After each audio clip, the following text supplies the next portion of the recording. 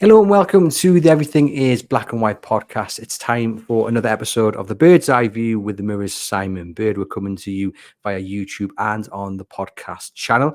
We're coming to you a day early as well because we wanted to talk about the battle between the Premier League and Manchester City and both sides claiming victory. We're going to look at what is really going on and what it means for Newcastle United. Please give the video a thumbs up and share the podcast among your Newcastle United supporting friends and family. Let's get on with it. Simon, welcome back. How are we keeping? All good, thank you. Yeah, got a bit of a cold coming on, chucking it down outside, but it's cleared up now. So, yeah, we'll get this day done, I think. You know what's going to happen when you leave the office? It's just heaven's just going to open again. I've got all my waterproofs ready for it. I suspect, like myself, you got to bed about 2 a.m., 3 a.m. this morning after reading through this 200-page document. Yeah, it was a big day yesterday, but a lot of legalese, 175 pages from our learned friends, some very distinguished people on the panel, trying to decipher what should happen next with various Premier League rules, which we'll go into soon. It's what does it mean for Newcastle? I've ploughed through a lot of it, like most fans have, and expert opinion from finance professors and people who write about football finances, and there seems to be a consensus emerging about what it means, but there's a lot of uncertainty around it. There's a big Premier League meeting to happen of all the clubs who are going to discuss it, and you just don't know what's going to materialize from that. There could be big impacts for a lot of rules, but there's a shakedown going to happen in the next 10 days. Yep, certainly so, and I'm very happy it's come when it has done, the first few days of the international break, because I think otherwise we might have struggled a little bit for this episode. But here we are talking about a potential big change in the Premier League rules, or not, because let's be honest, no one quite knows what's coming down the road. I think that's probably the first thing to say. I'll set the groundwork out, but I think initially when the news broke yesterday afternoon, the initial reaction from a lot of Newcastle United fans was that this is great news. This is going to be an open checkbook for the Magpies. We're going to see Saudi Airways or whichever Saudi company come in, inflated sponsorship, and that means Newcastle can go and sign the very best players. But when you read more into the verdict, when you do listen to experts, it's maybe not the victory that Man City are claiming, or it's not the victory for Newcastle United that the fan base think it is. No, Man City are claiming it as a big victory against the Premier League in their spin. The Premier League are claiming that it's two minor breaches or minor inconsistencies which they're going to have to iron out. And I think the headline for Newcastle fans is that this is absolutely no guarantee that they're going to get a load of extra money from Saudi companies and a load of extra money for sponsorship deals from associated parties that the PIF own. And it doesn't necessarily mean, as we stand here and as the interpretations that we've read and we've seen, that it doesn't mean that a massive relaunch is now, it's not a free-for-all. It's not a free-for-all yet for Newcastle United with their sponsorship deals. I knew what was going to happen though as soon as it dropped. And I don't mean any disrespect to fellow YouTubers, but I knew certain people would just run with it, big fancy thumbnails, big headlines. But you've got to read the full report. You've got to try and understand and look what's coming down the road, because it's certainly, as me and Simon have both said, it does not mean Newcastle United are suddenly going to have all this wealth to spend. I'll lay the groundwork now to what has happened in the last 24 hours, so because it's always changing. But on Monday afternoon, Man City released a statement claiming victory over the Premier League when it comes to the associated party transaction rules. Now, this case took place and the verdict came a few weeks ago. Man City reportedly were ready to release their statement then, but the Premier League were not. Now, the rules are basically it was put into place to oversee the value of sponsorship deals between the clubs and companies owned or linked to the club's owners. The tribunal has ruled that two aspects of the rules were unlawful. Man City have accused the Premier League to have abused its dominant position. City added both the original APT rules and the amended rules, which were put forward in February, violated UK competition law and the requirements of procedural fairness. Now, the Premier League have taken a total different viewpoint of the verdict, claiming that City were unsuccessful in the majority of their challenge. It added that the APT rules were deemed necessary by the tribunal to protect competition in the Premier League. Now, these rules were brought in December 2021, shortly after Newcastle United's takeover, and it is largely believed that they were done so because of the Saudi Arabian buyout of Mike Ashley, given the group's wealth. There was an argument put forward by City that the rules were discriminatory against the Gulf regions, but this was rejected by the tribunal. And the other interesting bit, which we will talk about later in the show, is regarding interest loans from owners to their clubs, which were excluded from the rules. Now, City said that was unfair. It now looks like these rules will be hit by interest payments and will have to go towards the PSR accounts, which could spell bad news for the likes of Arsenal. And to top it all off, Man City this morning have released a statement and sent letters and emails to the other Premier League teams accusing the Premier League of being misleading with their statements. And there's an emergency meeting coming up as well. Have I missed anything? Can we sum that up in a few words of what a mess? Yes. What a mess. Well, I mean, the Premier League is an entity owned by the 20 clubs. So like when you're promoted to the Premier League in it, you're a 1/20th shareholder. And it just seems that there is a huge internal war going on, not only with the Premier League and the people who run it and the execs, who are really in the firing line. If they keep losing cases like this, they could all be kicked out. But we'll wait and see what happens as this pans out. And it's just, it looks like a huge internal battle at boardroom levels between all the clubs. It does. And before we get into the whole verdict, I think two things I would like to raise is, how have we got to this point where arguably the best side the Premier League's ever seen, and some people will disagree with that, but certainly one of the best sides that the Premier League's ever seen, one of the best clubs, is arguing with the Premier League. You know, they've won all these titles. We shouldn't be at this stage. But secondly, we need some clarity. There's no way that two separate statements should have come out yesterday. Yeah.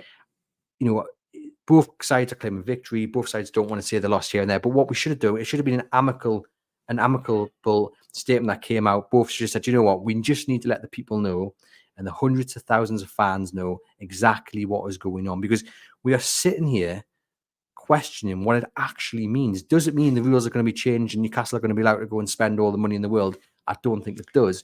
But we don't know is the truth. We don't know where it's going to lead. And the statements from the Premier League and City, and then this additional statement from City, just muddies the water. And we shouldn't be sat here with all these questions. No, it just goes to show how money and politics dominates football and lawyers these days. It's not about.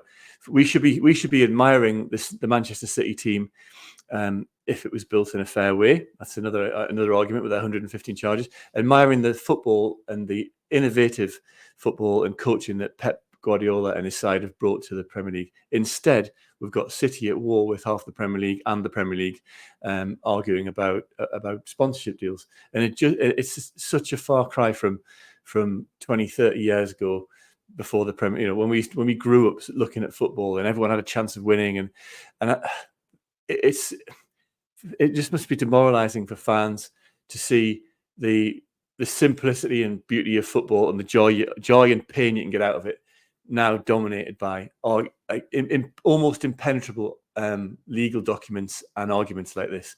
And I think the horse bolted, and one of my colleagues, Martin Samuels, made the point this morning from the Times. The horse bolted when the Premier League allowed a nation state to buy Man City, and then allowed Saudi Arabia to buy Newcastle. I mean, it's a state investment fund. Let's not dress it up. We can all pretend that it's a separate entity. The PAF's not really the state of Saudi Arabia, but it is. Let's be honest, it is. So it's a sovereign wealth fund. So as soon as you get that mega wealth into football, potentially skewing the normal business of football, where you get success by coaching well, buying well, and building a club slowly. When you've got the impact of those two wealthy states, Gulf states, buying a team and potentially skewing a market and dominating a market and running away with it, like City have in the last 6 years, is it 4 in a row? Then you've got problems, and that's when lawyers and money men and rules about pulling back those nation states who own football clubs.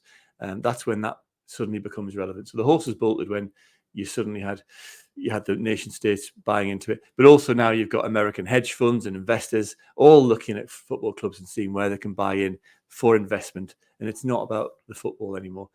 It'd be great if it was about the football, but it's now not. It just would have been nice to have seen maybe a joint statement where they both go, do you know what? This is what happened. We're coming to you together, instead of just absolute confusion. That can't happen though, because there's also the 115 charges against Man City for their accounting procedures for whether everything went through the books, etc. We can't go into the details of that, but they're facing a lot of charges, which could mean huge points deductions, relegation for Man City. Everything is on the table there.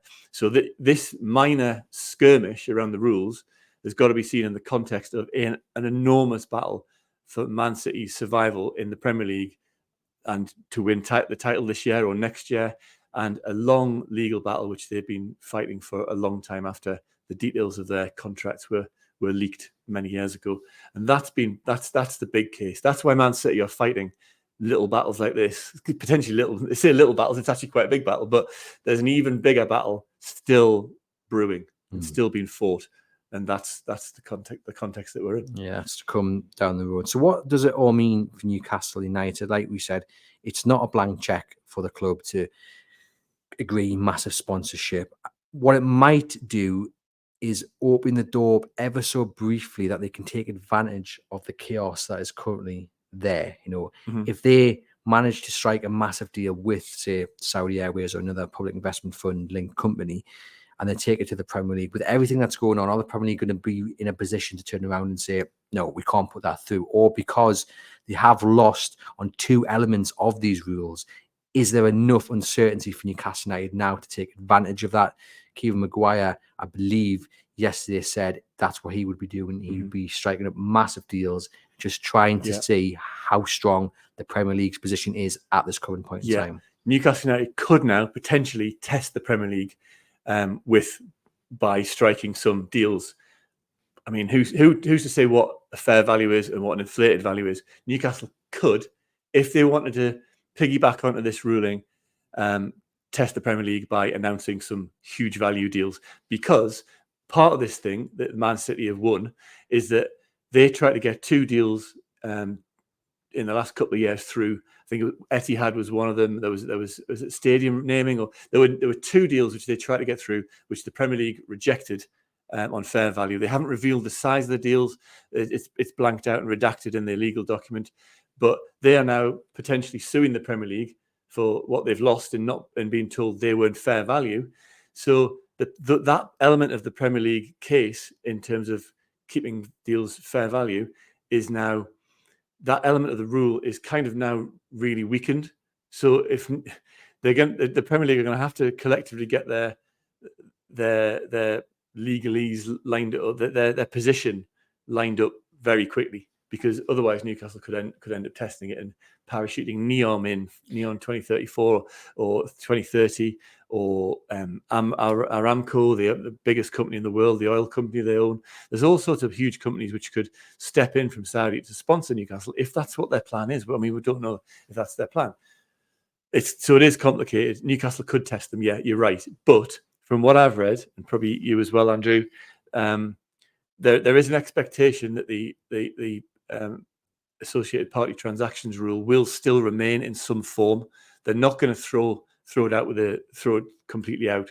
They'll be tightening it up. They'll be working out between the 20 clubs how to tighten it up, how to make it legal so it doesn't get challenged anymore.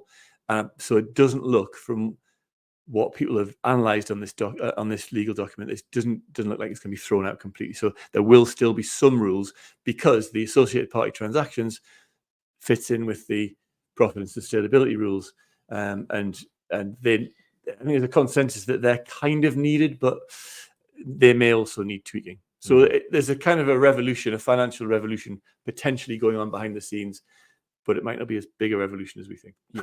I think Martin Samuel wrote in his column 4 times, how do you put a fair market valuation on something like the Neon project, which Saudi are putting in 1.5 trillion, I think it is, or something like that. You know, it's big money. So what is the value of them being on the front of Newcastle's shirt or having the name above the door at St James's Park? You know, how do you come to what that valuation is worth? But I also think, what I have to say is, I don't want the rule book ripped up. I don't want it ripped up to such an extent that Newcastle United can go and agree sponsorship deals that are bringing so much more money than they're actually worth. That to me doesn't sit well. I know not every Newcastle United fan will agree. They will say, well, what does it matter? I know it brings money in. We go and send the players, we win titles. But for me, sitting here, I have to be honest and say I would much rather than build in a fair manner and be successful that way. Yeah, but the problem the Premier League have got is that City kind of came before all these rules, and they built very quickly, unlike Newcastle have after their own takeover, and they got around rules. So they basically pumped the money in early before these rules came in place, and that's the advantage City have got. They laid really big financial foundations and buying and got money into their club before any of this was happening. They couldn't do it now, but Newcastle can't do it because they've been constrained by the Premier League. So would I want Newcastle? I want Newcastle to be successful. I want it to come from if they're going to be owned by, if people have decided they're going to be owned by Saudi Arabia, then you should be allowed to put money in from your own associated parties and companies. You should be allowed to do that in a fair way. Whether if it's ridiculously inflated, I probably think that's skewing the Premier League and unfair on the rest of the league and skews the competitiveness of the league. So that shouldn't be allowed. So there needs to be some kind of rule. But I do think that Newcastle, I mean, the fair value thing, like part of this document was that this legal ruling was that Man City couldn't get access. No club can get access to what all the other commercially sensitive deals that have been struck by their rivals because it's commercially sensitive information. But so they don't know what Liverpool are charging for their shirt sponsors or the renaming of the ground at Arsenal or whatever. It's all secret. It's all done behind closed doors and secret. And then they're somehow secretly ruling that the new deal for Newcastle or Man City for their training kit or sleeve sponsor isn't fair value. Now, so there's kind of like the clubs who own the Premier League want to know why, and why is it secret? Why can't we see commercial comparatives from elsewhere? So there is a problem there for the Premier League. They're passing verdicts, holding clubs back like Newcastle and City, and it's kind of that all the information's not quite kind of in the public domain. Yeah, and look, you don't envy the team or the person who has to put a fair market value on these sort of things, because how on earth do you do that? Newcastle United win the Champions League last season. That would have played a factor. Man City are the best club in the world and they have the best players. So does that come into a factor? You're putting a company on the front of your shirt, but you're putting it on the front of a shirt that Haaland's wearing. So does that make it even more valuable? There's so many elements. Yeah, there's so many elements of it. And I thought Newcastle last summer might have forced through a few even bigger deals because they were in the Champions League. And then, kind of if it tailed off and they didn't get in the Champions League again, then at least they struck that deal on the basis of them being in the top four. So it's quite a difficult situation. And I do wonder whether, I've criticised and other people have criticised Newcastle for not pushing through as many deals as we might have anticipated with PIF companies and not getting that money through the door now. But you do wonder whether they've known, the legal department and the chief execs, etc., have known that this was rumbling in the background and there was going to be a reckoning at some point, and have they held back on those deals because they think, right, in a year's time, these rules are going to be amended. We can stick a load more money into the club than we could have done this year or last year when these rules were in place, if they're going to be tweaked slightly. So you do wonder whether they've held back. This is a difficult question, but I'll ask it anyway. What do you think the reaction was yesterday in the boardroom at St James's Park when this news came through? Do you think there was dancing in the corridors, or do you think they were a little bit less, shall we say, optimistic about the verdict than we saw certain fans being on social media? I don't think they'll have been dancing. I hope they weren't dancing. No, I think it will be a strategic thought of what does this mean? What does it mean for us? What does it mean for the future? How can we exploit this ruling? Do we team up with City to really tackle it?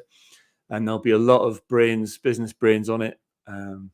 Strategic planners, the finance folk will all be looking at that to think, how can we influence? And if they're trying to change Premier League rules or tweak them, it's not a simple process. You need a 2/3 majority of clubs to change the rules. So Newcastle City, other clubs cannot just go in there and change the rules. They need 14 other clubs to agree. So if they're going to radically change them, they need a lot of clubs voting for Man City, Newcastle and others to be pumping loads of money into their club and potentially damn the others in the long term because they're never going to be able to compete. So it's kind of difficult to get those rules changed. Yeah, and I think a lot of people were very excited with the news that there was going to be an emergency meeting to decide what comes next, how these rules are adapted. But as you say, it's not going to go in Newcastle's favour because the majority vote's not going to be there. Now, City have written to all 19 clubs this morning with a statement damning the Premier League, saying they've been misleading. But to be quite honest, if you're a Wolves or Bournemouth, who I believe wrote against or wrote in favour of the Premier League, they wrote against Man City's case, you're going to open that email and go, straight into the bin because it doesn't benefit them. No, it doesn't benefit. These rule changes will not benefit the vast majority of these clubs. And there's a list there around this morning of from the document, this 170-page legal document yesterday, of the clubs that actually gave evidence for the Premier League. So, and I think there's 6 or 7 of them. I don't know if we can find a list there, but there are 6 or 7 clubs who have actually given evidence for the Premier League. Well, if they're giving evidence for the Premier League in this case, you're not going to be able to pass rules and get rules through the 2/3 majority thing. Is it Brentford, Bournemouth, Fulham, Wolves, Man United, Liverpool, Arsenal, Tottenham, Brighton, West Ham all wrote letters in support of the rules. So you're not going to get the rules changed. The Premier League, that's how many clubs is that? 1, 2, 3, 4, 5, 6, 7, 8, 9, 10. 10 clubs back in the rules. You need 14 going the other way to change it. So there's going to be a boardroom battle in the Premier League in the next 10 days when they have that emergency meeting. And it looks like it could be completely split down the middle. I mean, and that doesn't equal a big change in the rules. So that's the context that we're in at the minute. A senior source has spoken to the BBC from the Premier League and has rejected any claims that they were misleading with their statement. I mean, this statement is it's explosive, to be quite honest. So it's come from Manchester City, and this is what they said to other clubs. With regard to the Premier League summary below of the Tribunal's award, regrettably, the summary is misleading and contains several inaccuracies. To assist member clubs with their understanding of the award, I've provided clarifications in this email. Of even greater concern, however, is the Premier League's suggestion that the new APT rules should be passed within the next 10 days. When the Premier League consulted on the proposed and the original APT rules in late 2021, we pointed out the process, which took several weeks, was rushed, ill thought out, and would result in the rules that were anti-competitive. The recent, The recent awards, I've lost it now. We were scrolling there, and it's dived away from us. The recent award has validated those concerns entirely. City, further on the potential for further legal action, said, given the findings in this award, this is the time for careful reflection and consideration by all clubs and not for a knee-jerk reaction. Such an unwise course would be likely to lead to further legal proceedings with further legal costs. It is critical for member clubs to feel that they can have trust in their regulator. And I think 10 clubs who have given evidence for the Premier League will be saying the opposite, probably. This is a massive... This gives, in their battle to survive, to not get a points deduction and not lose on their 115 charges, this is a huge power play by Man City. They've had a chink of a win here, a little win, and they're going to exploit it to the max. It is massive, loyally willy waving by Man City, and they're gonna milk it for everything they can, and they're gonna pressurize the people in charge of the Premier League. Richard Masters, he is under huge pressure now to sort this situation out, and Man City will be looking for allies, possibly Newcastle in there as being one of the allies at this meeting. It's a huge power play. They're going to exploit it for all they can. Yeah, well, obviously Newcastle, one of the witnesses alongside Chelsea and Everton, which has raised a few eyebrows. But the other interesting bit to this letter that was sent to the other 19 clubs was it says that the tribunal has declared that the APT rules to be unlawful. Manchester City's position is that this means that all of the APT rules are void and have been since 2021, which goes back to what we were saying before. Is now the time for Newcastle United to go out, strike these massive deals, and say at the Premier League, come on then, how strong is your hand here? Knock them back, possibly. If Newcastle want to... I mean, Newcastle have played these rules and been surprisingly kind of soft and in the background in this battle. We thought... I did suggest when we had a meeting with some of the people that are high up in the club, why aren't you, we've seen Saudi Arabia fighting the golf establishment, and we've seen them getting what they want by making big power plays and parking tanks on the lawn and being and kind of taking an aggressive approach to get what they want in other sports. And we've not seen them do that with Newcastle. The question is, will they do that now? They could really team up with Man City and put pressure on the Premier League and get something changed. But Newcastle have been surprisingly behind the scenes quiet and not really at the forefront of this. Maybe they're doing it in a more diplomatic way, and they're trying to build consensus. Do you think they've been too nice in many ways? Well, we don't know what's been said in Premier League meetings. I mean, I don't think Amanda Staley would have been a pushover, but it might be the point that where Newcastle changed tack, and even though they haven't had a legal victory like Man City, get a bit more aggressive and on the front foot. If the Saudis are wanting to spend money and pump money into Newcastle through their own companies, now might be the time to just push at that open door and play tough, really. I think that's maybe what they should be doing. I mean, Yasser Al-Rumayyan, the chairman of PIF, chairman of Newcastle, runs Live Golf. They took on the established tours in the world of golf. They parked tanks on the lawns, nicked their best players, and said, and then, you know, there was legal action on the table, and then they all came together and sorted it out. That's kind of the maneuver you might see from Newcastle now if they want to do that. And what do you make of the fact, and it's no secret, but the verdict has probably confirmed it, that these rules were brought in pretty much as a direct response to the takeover? Now, we all had these wild conspiracy theories. The Premier League were dead against the takeover. You know, they made things really difficult for it to go ahead, and the delay after delay was all down. The Premier League didn't want the Public Investment Fund to come in. But, you know, some of these theories have been proved right, and it definitely seems that even once the takeover was put through, more obstacles were put in place to stop Newcastle United becoming a force with the wealth that is backing them. They were, and it's clear from the timings that have been revealed here and the timings that we've known for a couple of years that the Saudi takeover went through, and suddenly it focused all minds, including cities in the Premier League, that Newcastle were going to be a big threat if the Saudis were allowed to do whatever they wanted with that club. And rules, the Premier League claimed in this document, I think that they'd been in the pipeline for a while, a couple of years or whatever. But it's no coincidence that they were rushed through a couple of months after they were implicated. A couple of months after Newcastle were taken over by Saudi Arabia. It's not. I don't think that's a coincidence. And on the new rules, the statement there from City raises some fears that they're going to be rushed through. And we've seen before the Premier League rushing things through. I mean, the statement from City is correct. You know, if you're going to adapt the rules to make it fair, you're going to make changes, which will be pretty sizable changes, at least if Man City get what they want. This shouldn't be rushed through within the next 10 days to 2 weeks. No. It needs time. It needs consideration. Yeah. I'd rather them take the time and get it right and get it fair. It might not be the conclusion that Newcastle and Man City want, but I think the Premier League have to get this right.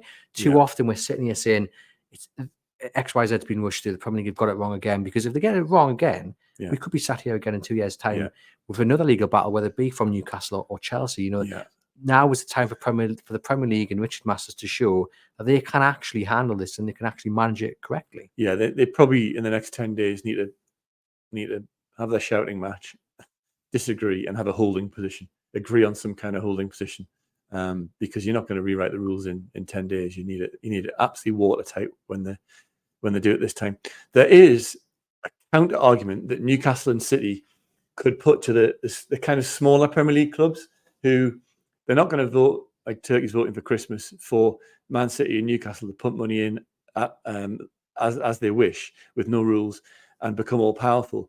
But if Newcastle are allowed, you consider the effect on the Premier League transfer market and the flow of money between clubs and the way smaller clubs like Brentford or Brighton or whoever or Bournemouth become rich. They become rich by developing players, and Man City, Newcastle, Liverpool, whoever, buying those players for huge sums of money these days, 40, 50 million. Clubs might only be worth 400 million, but they're selling players for 50. It's a huge effect on a club's income and future.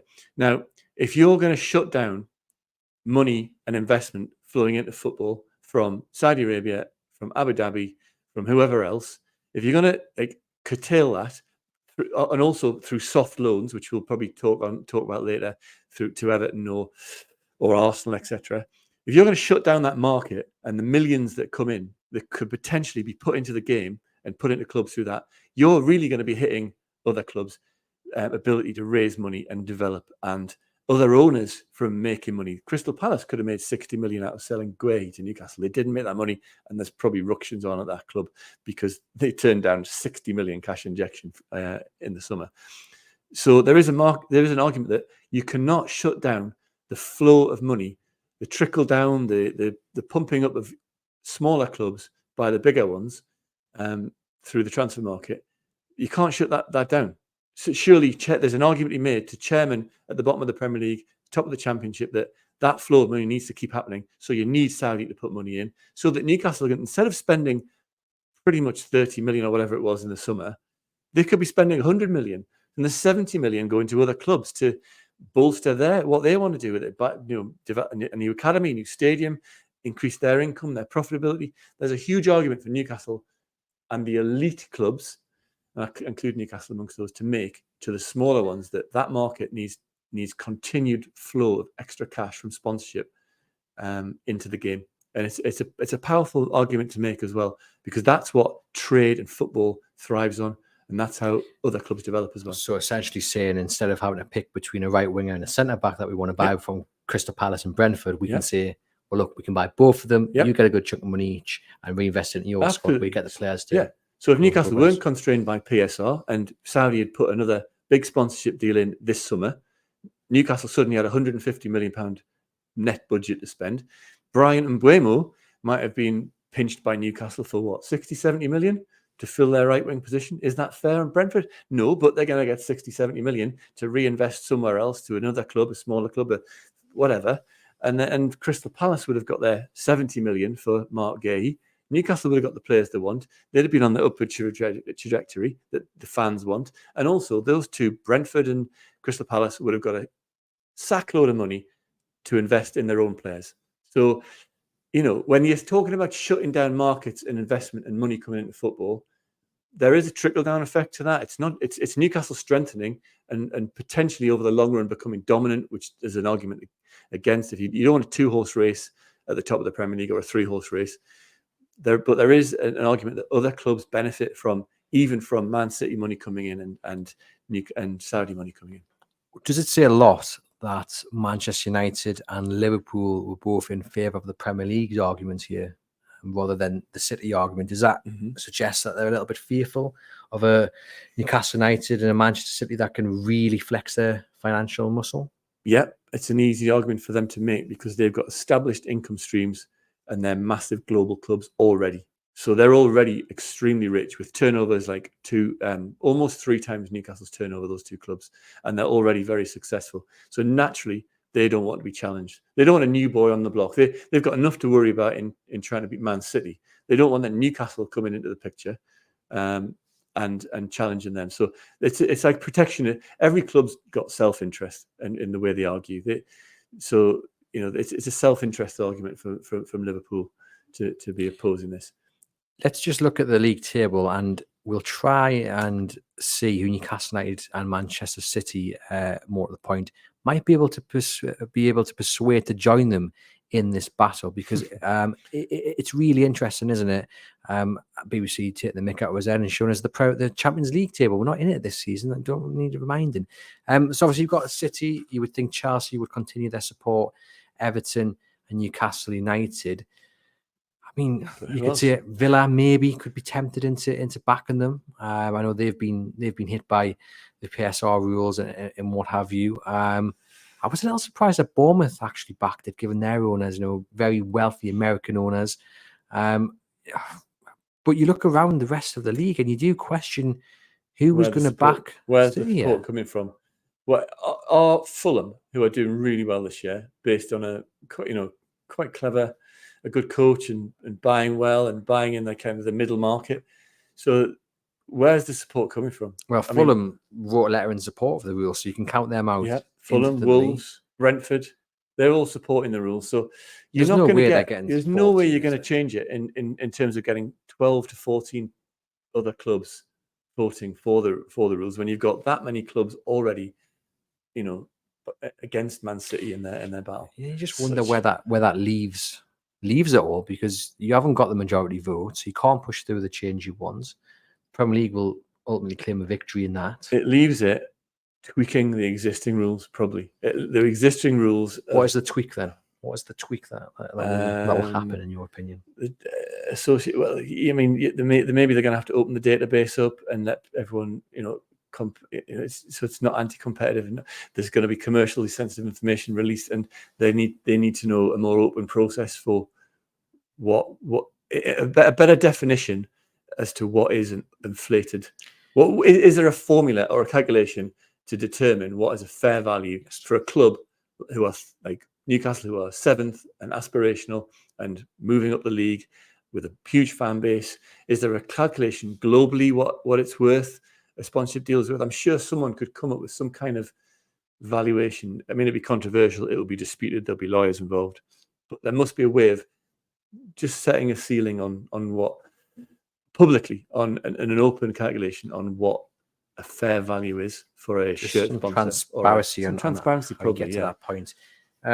We mentioned there the loans. The interest loans from this owners. Could be massive. This could be actually the biggest thing from immediate implication for the whole thing. I think it is the biggest thing, and it is a real worry. I think for the likes of Everton and Brighton and Arsenal. So basically, as I mentioned right at the start, City argued that interest loans from owners to their clubs, that they were excluded basically from the rules, so they didn't count towards things like PSR. That was unlawful. The tribunal agreed with them, which in basic terms basically means that the interest loan, or the interest-free loans that have been given to the clubs from their owners will now be charged at maybe a rate of 6 to 8%, and they will have to take that into consideration when they are working towards the PSR accounts. And I've got the table up here of Premier League clubs' debt to their owners. Everton, 451 million. 450 million. You do question whether they understood the rest of City's argument, whether they knew City were about to argue that interest-free loans should be counted towards PSR. Well, in a way, I kind of agree that this is an associated party transaction. So they weren't these interest-free soft loans from an ownership to the club. I mean, Everton have got 430 million as a soft loan, debt to their owners, not getting charged interest. Brighton have got 350 odd.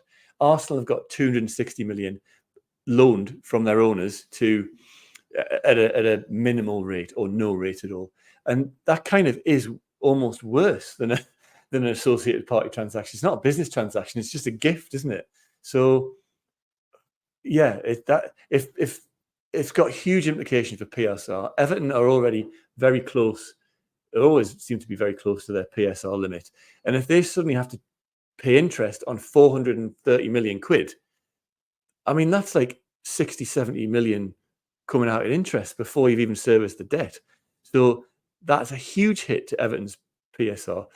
Same with Arsenal. If they've got to pay 260 million interest on that. Brighton's the big one, isn't it? Because everyone believes, and quite rightly puts Brighton up as one of the best ran clubs in the Premier League. And if these rules are changed to, and let's be honest, we don't know regarding the transaction rules what's actually going to happen, but I think you can be quite certain that a change will come in regarding the interest-free loans. Yeah, and then so do you backdate it, or do you say it's applicable from now? So then immediately all those clubs this season are struggling to meet PSR and they'll have to sell players, or do you say there's an amnesty and we'll start the new rules where your loans are going to be charged interest effectively?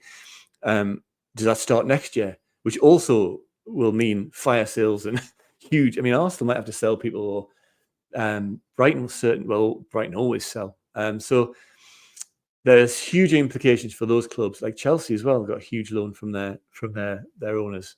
So those clubs, if they have to start paying interest, and that comes into the PSR calculation, that's a bomb happening under 5, 6, 7 clubs in the list of Premier League teams there. If that affects the PSR position, could have a huge impact, and it could have a huge impact on Newcastle. So let's look ahead and think, what's the biggest thing for Newcastle they're trying to do at the minute?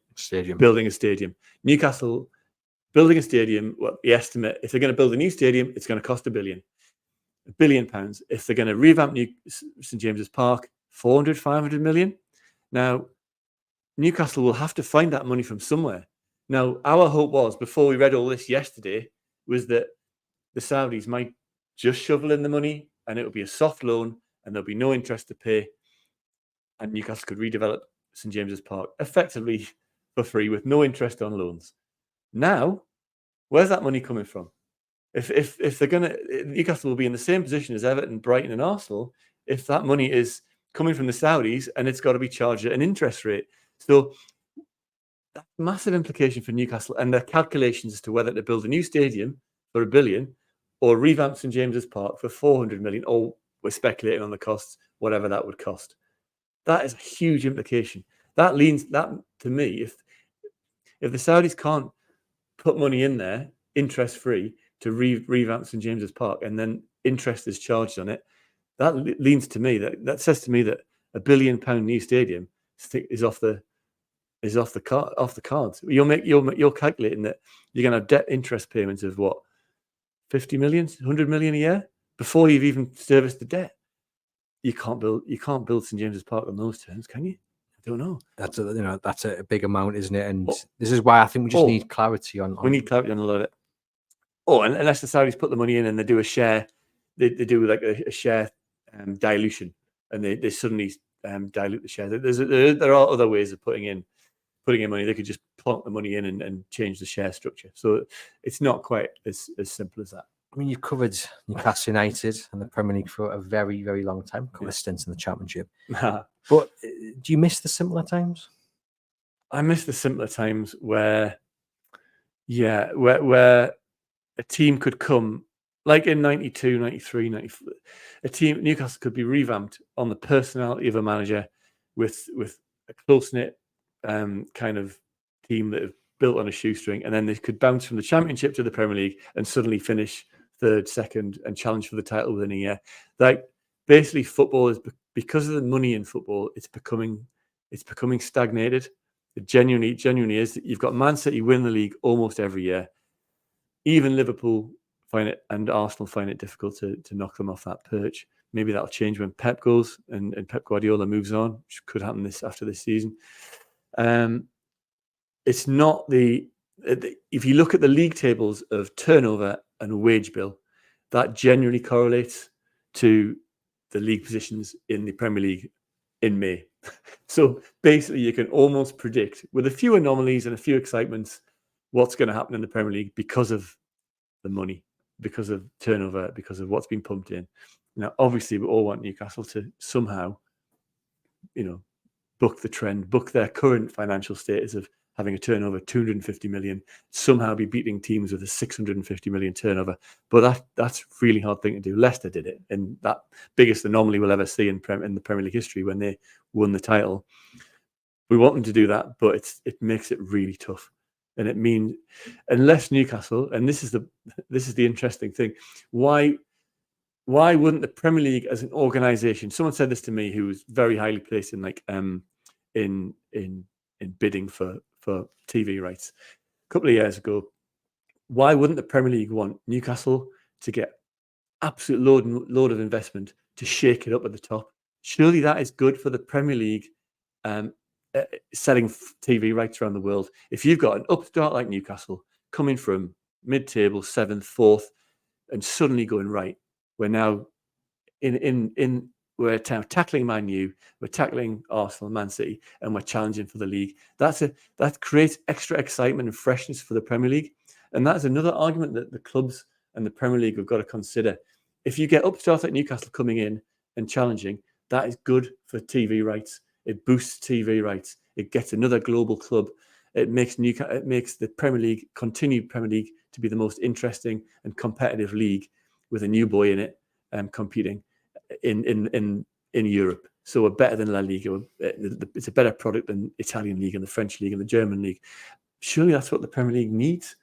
So there's big arguments that Newcastle can put and City can put for freshening it up and letting the Saudis put money in so that the league has a shake-up. With this case, Man City always confident that they were going to get some sort of victory. Do you think it came into their way of thinking what it would mean for Newcastle United? Because if the rules were changed in the way that we think City would want, it would benefit Newcastle United, and it would in time bring them to City's level in terms of the money they could spend, and it might even take them past it. And basically, it doesn't just introduce someone to upset the established order; it brings a direct rival right on your level because of the wealth that the Saudis have got. I think Newcastle have got so much catch up to do on Man City that wasn't a consideration. It might, the side effect might not be, that Newcastle can get more money into the club, but City are so far ahead that they can just match it and blow it out the water with their own cash injections, with their own sponsorship deals. So I think what City have done is entirely self-interest, battling for themselves. They're not battling for the Saudi state to be able to pump in money. So no. Just finish off then with your verdict. What does this mean for Newcastle United? I think in the short term it might mean not a lot. I think there's going to be a period of consolidation and reflection and some huge behind the scenes arguments in the Premier League level. I think it's going to be very hard to completely throw out the associated party transaction rules for reasons we've thought. There's already 10 clubs on the record there back in the Premier League stance. I don't think they're going to be turkeys voting for Christmas and letting Newcastle and City pump in more money that they want. But I think there might be a tweak in terms of what a fair value is, which might inflate things a little bit and loosen things up for Newcastle. Or that would be the hope. And then the shakedown in whether soft loans from owners, of which we've discussed there with Arsenal, Everton, Brighton, right up there with huge loans from the owners, that could be a big hit for a lot of clubs. And I think that's a very interesting thing to watch as well, and how quickly that's manifested into them having to pay loans and how they work it. There's a lot for the Premier League to work out. Potentially, it's good for Newcastle in that they might get uplifts in their own deals, but I don't think it's a revolution yet. No, I agree with you. It's one to watch. Let us know in the comments your thoughts on the news this week. Do you think it means that Newcastle United are suddenly going to get an open checkbook and be able to bring in big sponsorships? Or are you a bit like me and Simon? We're just calm and we're going to see where the road takes us. Do let us know in the comments. Give the video a thumbs up. You're going to come in there? I was just going to come in there and say, like, after all this talk of finance and lawyers and battles and arguments at boardroom level and Premier League level, I'd probably take a bit of time this afternoon to look in slow motion at some goals being scored, like the total beauty of football, the skill and the pace and the fitness and the amazing tactical innovations. That's what football should be about. You know what I mean? It's like, it's an amazingly beautiful sport, just being dragged through legal arguments and battles between lawyers. It's awful. Just take a bit of time after listening to our not so dry, hopefully, comments, just to look at the beauty of football and the skill of the players on the pitch in the Premier League, because it is amazing and it's brilliant. Go on then, one Newcastle United goal that you will always watch over and over again, that you would point our viewers and listeners to? I think it's the one where it's one of Alan Shearer's favourites, where Shola, it's a bit Route 1. It's not a beautiful goal, but it's an amazing goal. And Shola Amiobi heads it on. I think it was against Everton all those years ago. And Shearer, just sheer power and accuracy, summing him up as a player, thumped it into the top corner. Or the one where he outmuscles Desai and rockets it into the top corner. Absolutely beautiful goals. We could probably find a few better team goals. Maybe we'll discuss great team goals one day. But those two things. There's another one. There's one from the other year, very recently. There was a slow-mo of a ball going into the box, and Joe Linton, kind of like a ballet dancer, just stretching his leg out, controlling it, and slotting it past the keeper. And if you play that in slow motion, it's absolute thing of beauty. And it's Joe Linton, not even like the most skillful player in the world. So those are the things we should be appreciating, as well as churning over these really difficult arguments. Well, there we go. Let us know what goal you've chosen to watch this afternoon in slow motion, to remind you of the beauty of football and Newcastle United without the lawyers and the politicalness that seems to take it down a level every so often. Thank you as always for tuning in. Thanks to Simon for popping into the studio. Give the video a thumbs up. Share the pod amongst your Newcastle United supporting friends and family. And remember, if you want to get in touch about anything Newcastle United wise, you can do via the EIBW podcast at reachplc.com. Send us an email, find us on social media. And for myself and Simon, we'll see you guys next week.